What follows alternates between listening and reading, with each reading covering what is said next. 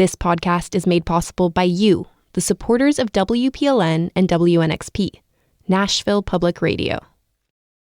This is the Nashvillager Podcast.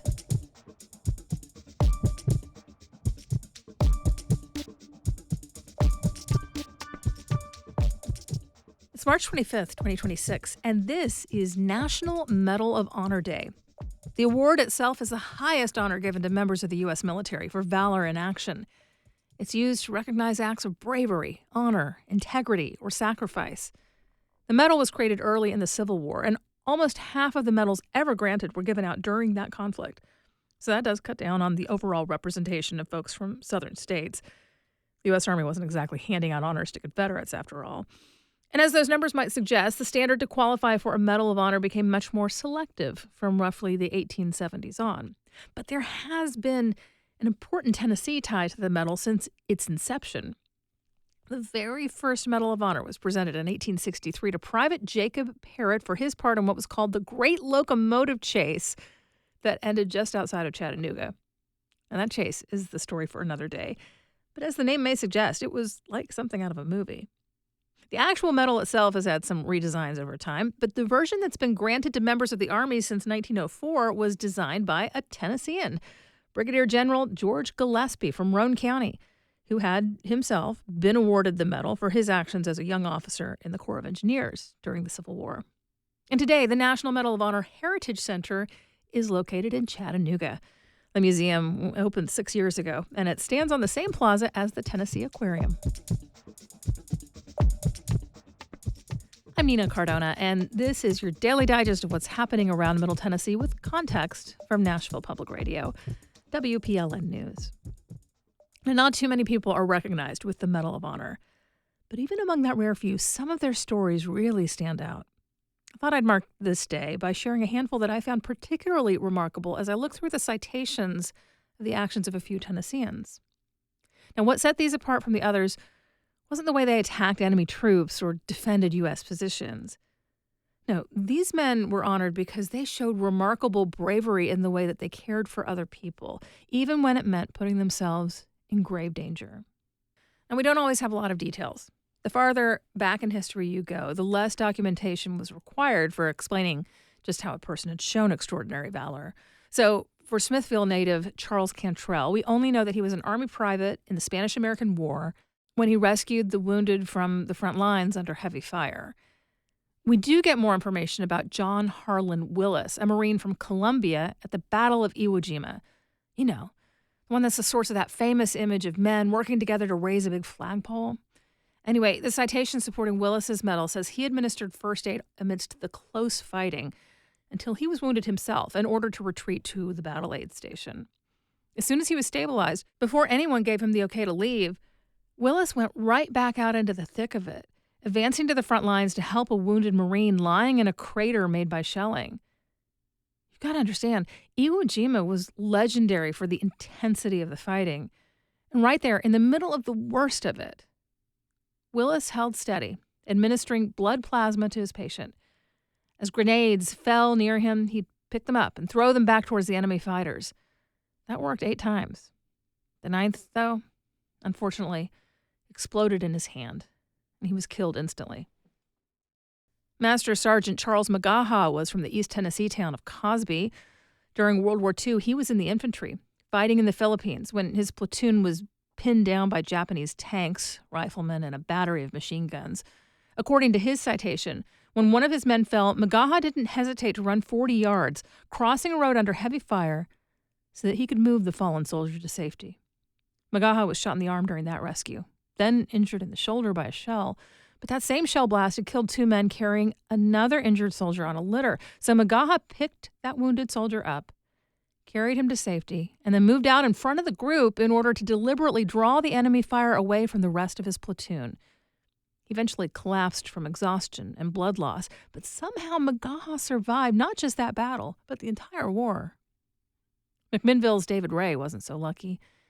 He was a hospital corpsman in the Navy during the Vietnam War. Ray was assigned to a Marine unit at the fire base near a strategically important bridge when Viet Cong forces attacked in an early morning raid. Many of the men standing guard were hit in the first burst of gunfire. Ray immediately jumped into action, tending the wounded where they fell while the attack continued, moving as quickly as he could from parapet to parapet. He was, of course, hit himself. But Ray wouldn't let anyone else tend to his wounds. At least twice, he had to pick up a weapon to defend himself and the Marines he was treating.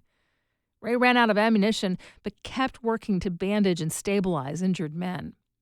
Ultimately, he died protecting one of his patients, throwing his own body over a wounded man as a human shield, taking the worst of a grenade blast. Today, a naval clinic near Seattle is named for Ray. A few years ago, a section of I-40 was named for Magaha, and in Columbia, there's a bridge named for Willis. Last year, on the 80th anniversary of his death, there was a wreath-laying ceremony on that bridge to honor his memory. In just a few minutes, this week's edition of What Wear Wednesday. That's coming up after the newscast.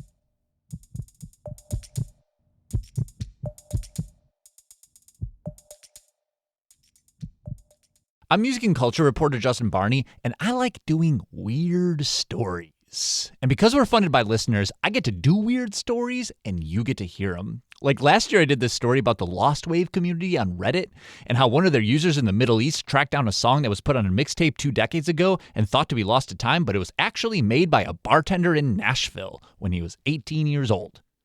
Keep weird stories alive by supporting public radio at WPLN.org. Here's the latest from WPLN News. The Boring Company just secured another easement for its tunnel project in Nashville. The Convention Center Authority approved the use of an easement along the west side of the Music City Center. It could allow the Boring Company to explore an additional stop along its planned tunnel system. Right now, the company has been fully approved only to build parallel tunnels between the airport and downtown Nashville. Disrupting a church service could mean jail time under a bill advancing in the Tennessee State House. The legislation is in response to the protest of a Minneapolis pastor for his role in immigration enforcement. House Majority Leader William Lambert says the state's existing laws against trespass aren't enough. And it is disappointing we live in a day and age where the sanctuary is no longer a place of worship for some folks. It's seen as a place to disrupt and make it all about an individual instead of about God. In committee, Democratic Representative Gabby Salinas of Memphis clarified that the bill would cover all worship services, including those at religious schools. The reason why I ask this is because Moms for Liberty has done that and has targeted Muslim schools and other religious institutions. The bill now heads to a vote in the Senate. The U.S. Department of War is canceling an elite military training program at several Ivy League institutions, and Secretary of War Pete Hegseth is floating the University of Tennessee as one of the potential replacements. It's part of an ideological shift to the program. In a memo, Hegseth charges that the eliminated institutions, quote, undermine the very values soldiers are sworn to defend. Among the list of proposed new hosts for the program are several universities based in the South and a number of private Christian universities. Last year, nearly 13,000 cars were stolen in Tennessee, mostly in Davidson and Shelby counties.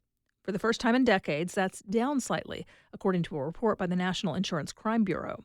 The 2 car models most frequently stolen in Tennessee were both Nissans, with the Maxima topping the list, followed by the Altima. Also near the top were 2 different Hyundais and the Dodge Charger.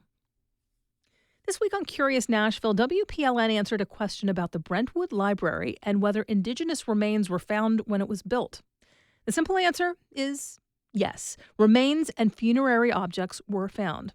They were removed, and they were reburied at a different location, despite the objections of the local Native community. Tom Kunesh is with the Standing Rock Lakota tribe. He says he's full of emotion, namely sadness, when thinking about what occurred at the library site. It's like a gut punch, and then there can be anger, and then a lot of hopelessness. And what can we do? You know, we can organize. The Alliance for Native American Rights organized in the 1990s to protest these developments, and they did a really good job. But Brentwood was built. Kunesh serves as president of the Tennessee Ancient Sites Conservancy, where he works to protect indigenous sites. He tries to limit development, particularly on private property. You can listen to our full episode about what was found during construction on the Brentwood Library and repatriation efforts at WPLN.org. Reclusive Nashville artist Chukimamani Kandori will debut new music and make a special announcement on WNXP Friday at 8 p.m. Music and culture reporter Justin Barney has more. Chukimamani Kandori is one of the world's most critically acclaimed musical artists, and yet they live completely under the radar here in Nashville.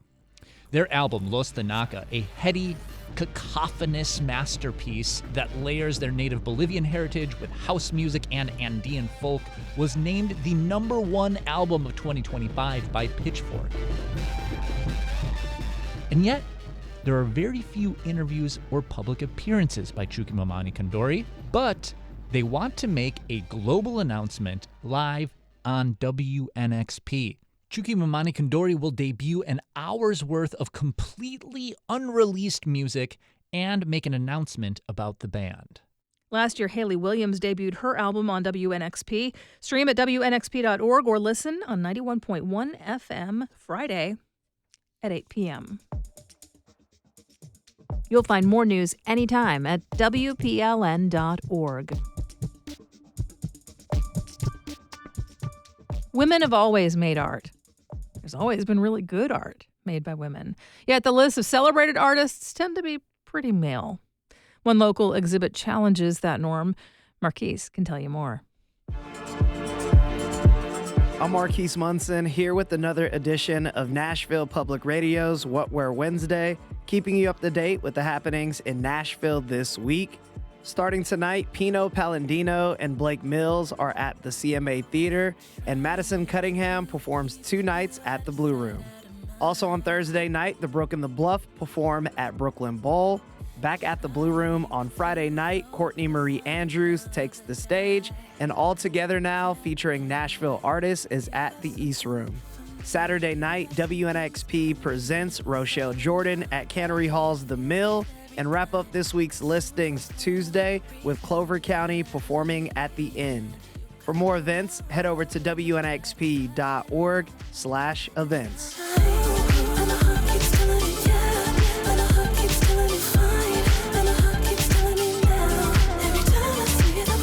This week for What Where Wednesday, we feature In Her Place, Nashville artists in the 21st century at the Friss Art Museum, now until Sunday, April 26. The exhibition features paintings, sculptures, installation work, and fiber pieces made by 28 different artists and celebrates the prominent position of women artists in Nashville. My name is Katie Delmay. I am a senior curator at the Friss Art Museum. I'm actually one of 3 curators that worked on this project. It's an intergenerational group of artists. We have some younger folks in their early 30s, all the way up to some what we're calling the foremothers, the ladies who've been making art here in Nashville since the 80s. And I should say broadly that we honed in on the idea of place, and that you can see in the title, but also in many of the works as well. Obviously, since the exhibition is centered on our city, on a place, that just was a natural kind of theme to connect the objects. So the exhibition is divided into 4 different sections. Materiality and Memory features work made by artists for whom the selection of the materials is very important. They often carry associations with people and times and places. Often these are kind of atypical materials, and they're being repurposed in very, kind of unusual or atypical ways.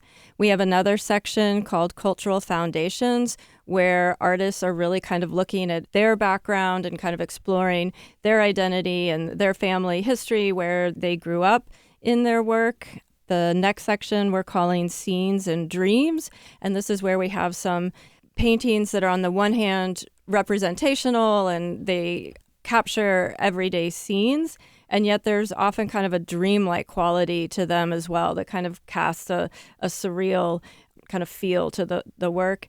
And then lastly is Patterns and Abstractions, and these are artists where representation is not what's motivating them, rather they're really exploring formal exercises related to color and line and form, and yet even within abstraction there's often a personal component to the work as well.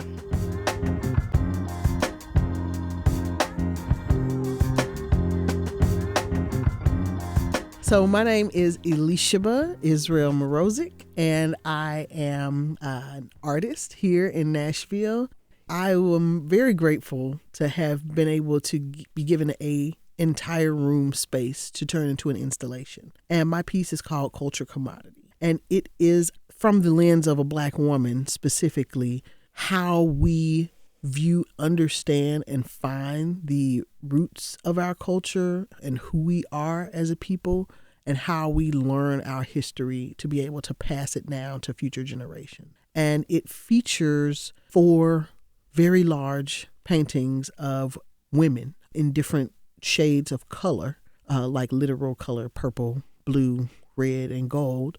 And they are holding in their arms fabrics. And the fabrics are a kind of a patchwork of pieces that are pulled away from the paintings and then go in kind of zigzag paths around the room, draping in different areas and intersecting in different ways. There are a lot of artists here now and in the past, who never had the opportunity to have their work be able to be seen. Nashville has a lot of creative groups and organizations, small and large, that do a lot of things within different community spaces. And they're always looking for creatives and people who just want to be a part of that community.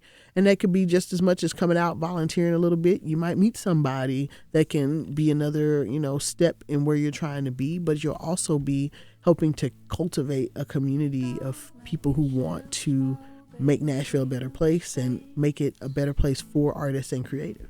Yeah, it's a whole ecosystem, Yes. and we all need to work together to keep it as vibrant as it is right now. For more information on In Her Place at the Friss Art Museum and other events happening this week, visit WNXP.org.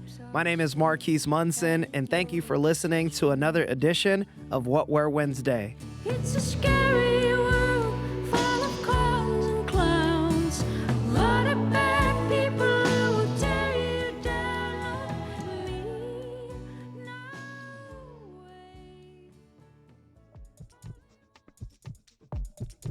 We do this roundup of Nashville news every weekday, so subscribe in your favorite podcasting app to make sure you never miss an episode. And if you like this, you'll probably enjoy the Nash Villager newsletter, too. You get perspective from more of my colleagues at Nashville Public Radio and links to the stories we're following. Sign up for those daily emails at WPLN.org/NashVillager. Thanks so much for listening. Let's make this day a good one, and we'll catch back up tomorrow.